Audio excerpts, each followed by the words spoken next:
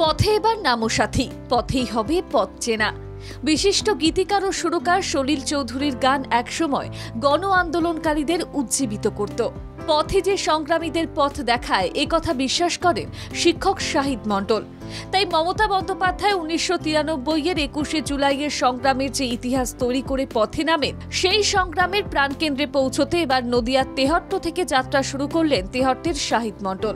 পেশায় শিক্ষক তিনি। পড়ুয়াদের জীবন গড়ার কারিগর এখন বাংলার গণতন্ত্র রক্ষার লড়াইতে সামিল। 21শে জুলাইয়ের শহীদ সমাবেশে যোগ দিতে পায়ে হেঁটে তেহট্ট থেকে কলকাতার উদ্দেশ্যে রওনা দিয়েছেন তিনি।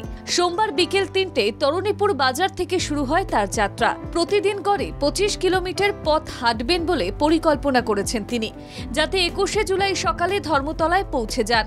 শাহিদ মণ্ডলের বাড়ি নদিয়া জেলার তেহট্ট থানার তরুণীপুর গ্রামে। বরাবরই মমতা বন্দ্যোপাধ্যায়ের প্রতি তার গভীর শ্রদ্ধা। বহুদিনের ইচ্ছে ছিল একবার অন্তত হেঁটে শহীদ দিবসে অংশগ্রহণ করা। সেই ইচ্ছেকে বাস্তবে রূপ দিতেই পথে নেমেছেন তিনি। আমি পায়ে হেঁটে ধর্মতলার উদ্দেশ্যে শহীদদের স্মরণে আপন মরণে রক্ত ঋণ শোধ করতে এবং মমতা ব্যানার্জি অভিষেকের আদর্শে দীক্ষিত হয়ে ধর্মতলার উদ্দেশ্যে যাচ্ছি। এবার আমি পায়ে হেঁটে যাচ্ছি একটা বার্তা দিতে, সম্প্রীতির বার্তা, সৌহার্দ্য ও সৌভ্রাতৃত্বের বার্তা দিতে বাংলার মানুষকে।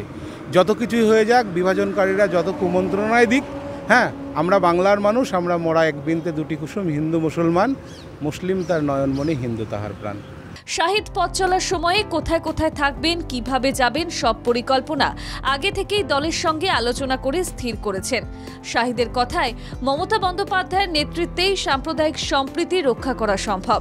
আজকের ভারতের প্রেক্ষাপটে এটা খুব জরুরি। শাহিদ বলেন, আমি প্রতি বছর বাসে যেতাম, এবার হেঁটেই শহীদদের শ্রদ্ধা জানাতে চাই। দলীয় সূত্রে জানা গিয়েছে তার যাত্রাপথে যাতে কোনো অসুবিধে না হয়, সেই জন্য তৃণমূল নেতাকর্মীরা সব রকম সহযোগিতা করছেন। এর মধ্যে ফুলিয়াতে রাত্রি যাপন করেছেন। বৃষ্টি দুর্যোগের বাধা পেরিয়ে ধর্মতলার শহীদ সমাবেশে যোগদান করাই তার লক্ষ্য।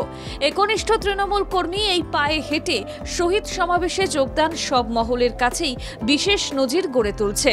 মমতার বার্তা শোনার জন্য তিনি মাথার ঘাম পায়ে ফেলে হেঁটে চলেছেন। ধর্মতলায় পৌঁছে সেই যাত্রা থামবে। বাংলার মর্যাদা রক্ষার লড়াইতে তিনি নিষ্ঠাবান সংগ্রামী হিসেবে নিজেকে তুলে ধরতে চান। মাধব দেবনাথের রিপোর্ট, বাংলা জাগো।